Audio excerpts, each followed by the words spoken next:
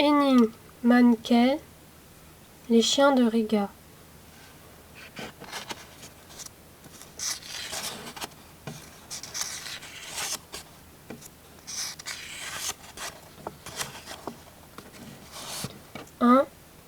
La neige arriva peu après 10 heures.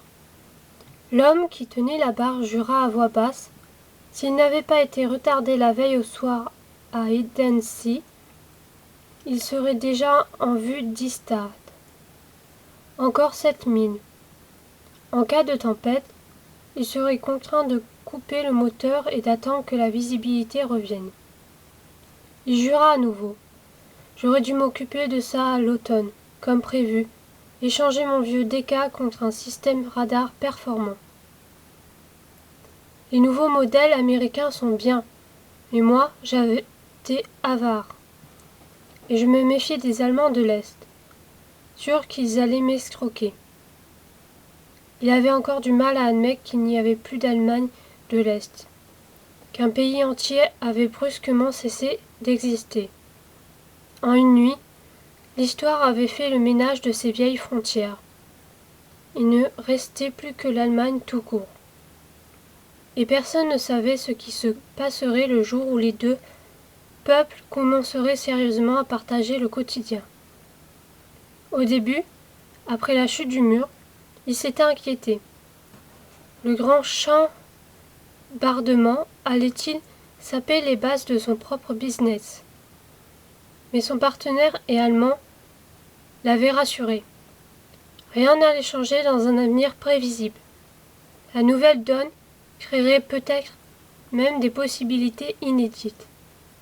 Le vent tournait, sud-sud-est. Il alluma une cigarette et remplit de café la tasse en faïence logée dans son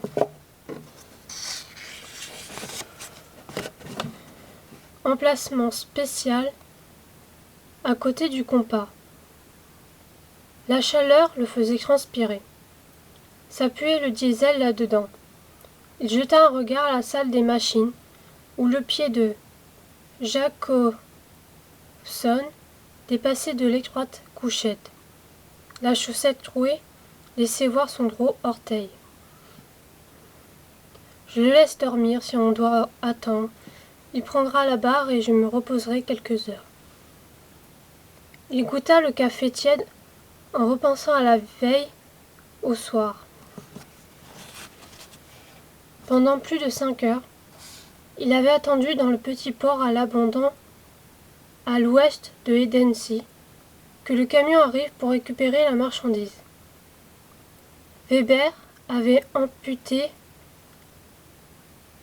le retard à une panne. C'était bien possible. Un vieux camion de l'armée soviétique bricolé avec des bouts de ficelle. Un miracle s'il roulait encore. Pourtant, il se méfiait. Même si Weber ne l'avait jamais arnaqué,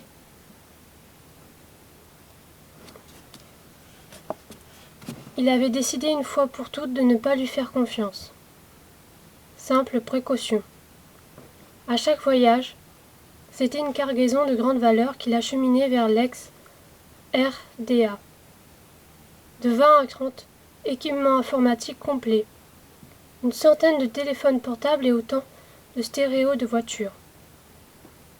Il y avait pour des millions.